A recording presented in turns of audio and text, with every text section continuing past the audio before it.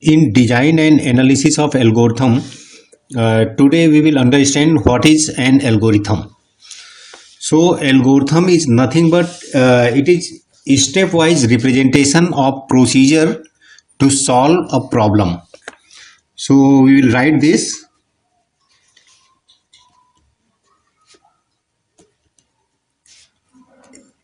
stepwise representation of procedure to solve a well-defined problem.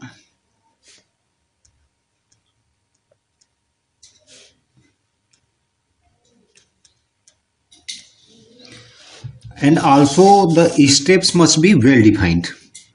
Problem must be well defined and step must be well defined. Steps must be well defined. So what is the meaning of well defined steps? For this, take an example. Suppose we want to calculate, we want to write a step to calculate average of three numbers. So we can write this step like average equal to a plus b plus c divided by 3. Here this will first add a plus b, then we'll add c by 3 to a plus b. So our purpose is to find the average of three numbers, so this will not solve our problem. So for this we will use parenthesis here, or we can write in this manner a plus b plus c divided by 3. Although this step is not still well defined because here we have not defined the division operator, whether it will do the integer division or will perform floating point operations. So we can write here in comment that this division operator will do floating point division. Do floating point division. So like this, we have to make the steps very unambiguous and clear. We can also have one more definition of algorithm, formal definition, which is well defined. This is first definition, and second definition we can write well defined computational procedure.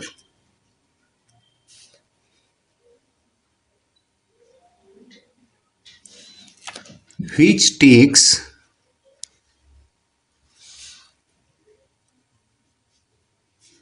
zero or more input and produces zero or more output for a well-defined problem. That is, here we are saying that well-defined computational procedure, because we are talking algorithm in terms of computer programming. We write the algorithm before writing the computer programs. We convert these algorithms to programs. So here we have used computational procedure which performs computations, and algorithm must take zero or more input. That is, sometimes there are algorithms which do not take any input, and sometimes they take input. That's why we are writing zero or more input, and each algorithm must produce some output. So in other words, we can say algorithm transforms input to output. That is, we can say algo transforms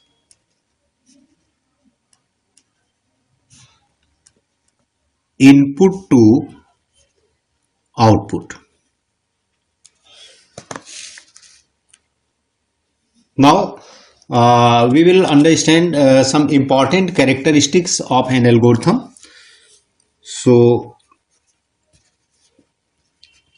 characteristics of algorithm.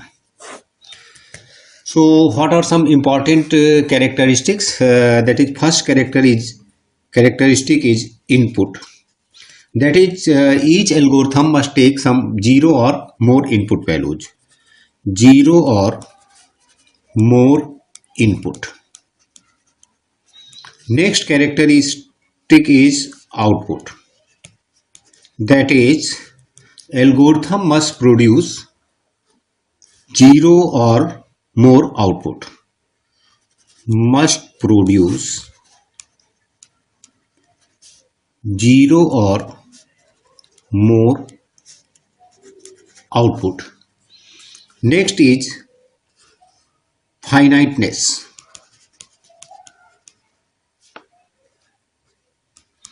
That is, each algorithm must terminate after finite number of steps. Must terminate after finite number of steps.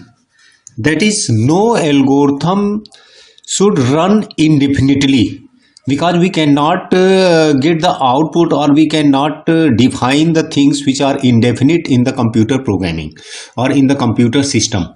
So each algorithm the steps must run after finite number of time. Next is definiteness.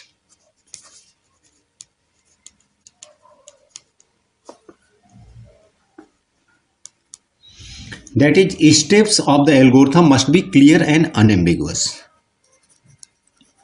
Steps must be clear and unambiguous. We have discussed this in the definition of algorithm, that steps must be unambiguous. That is well defined. And next is effectiveness.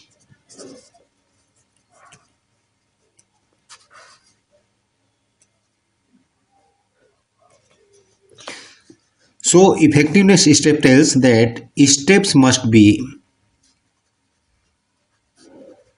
basic and essential.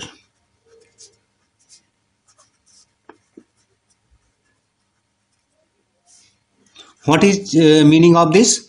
That is, we should write the steps in the simple form. We should not write the steps like we write the complete problem in one step. So we have to break those complex problem into simpler one, and we should write only essential steps which are required, and we should not write unnecessary steps which will never execute. Next is correctness.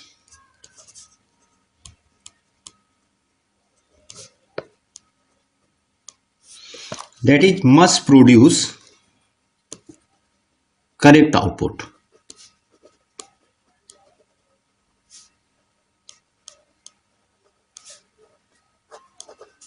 Sometimes algorithm runs and produces output, but that does not matches our theoretical computed output.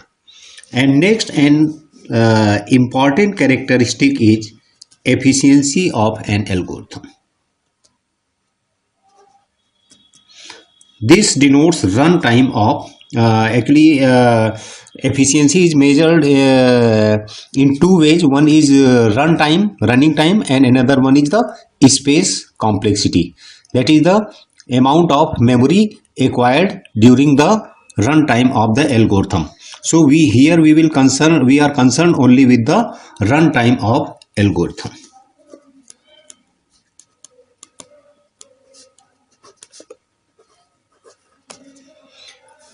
Now we will understand how to write an algorithm and how to analyze the algorithm. So we can write a simple algorithm for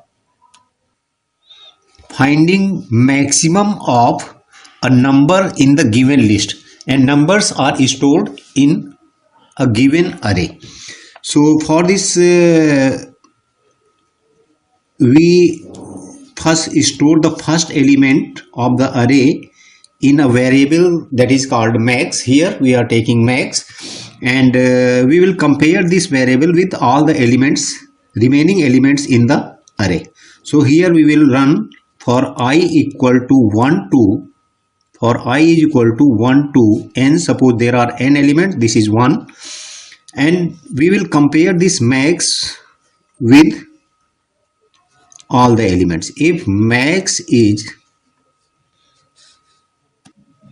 less than a of I, that is a of I, then this is the maximum number, so we will store it in max variable, max equal to a of I. And here we are using indentation. There are several ways to write an algorithm. For example, here we can write do or begin and end, or for or end for. So there are several ways to write the algorithm, but here we are using indentation, that is the statement which will run inside the for loop. We will write after leaving some space from here, and the statement which will run under if statement we will write after leaving some space from here to here, for example. So this is called indentation. So if we are using indentation, then there is no need to end this if, like end if, end for. Next we can print this. After running of this loop we will get the maximum number, and next we can print this maximum number like print max. Now we can analyze the runtime of algorithm. So for analyzing the running time of algorithm, we have to first consider cost of execution of each statement, and before writing the cost here, we will give line number to each step: 1, 2, 3, 4 and 5. There are 5 steps here, and this print statement we will comment here, because we do not consider input and output statements while calculating the running time of algorithm, as input is dependent on the user and output devices are much slower than the CPU. So we are not considering. So here we will write how many times each statement will execute during the runtime of the algorithm. So first here we are writing cost, and here we are writing number of times each statement is executing. So this statement will execute only one time, and this statement from 1 to n, that is it will execute n plus 1 time, because from 1 to n for true values, and it will run one more time for false values. So overall it will execute n plus 1 times, and the statement inside this for loop will run one less than the for loop statement. So this comparison will execute n times, and if this is always true, then this will also execute n times. And here cost of this is, here we have written number of times, so we will change here number of times, that is cost here we are writing, and number of times we are writing here. So this will execute 0 times, because this is comment, and let the cost of this is C1, cost of this is C2, C3, C4, and this is 0, so no need to write, or you can write it C4 C5, and this will be multiplied to 0. So now we can write the complexity expression of this algorithm. So suppose there are n inputs, so complexity expression will be 1 into, or we can write C1 into 1 plus C2 into n plus 1, then C3 into n, then plus C4 into n plus 0. So this will be C1 plus C2 into n plus C2 plus C3 into n plus C4 into n.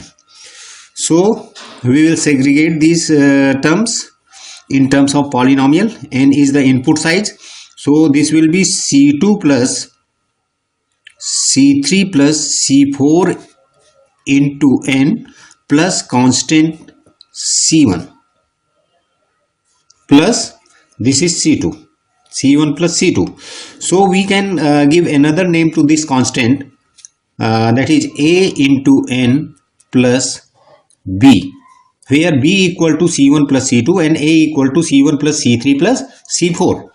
So this is linear polynomial, 1 degree polynomial, and we can write the maximum runtime which will be order of n. Later on we will study the different notations to represent the running time of the algorithm. Here we will write the maximum degree term.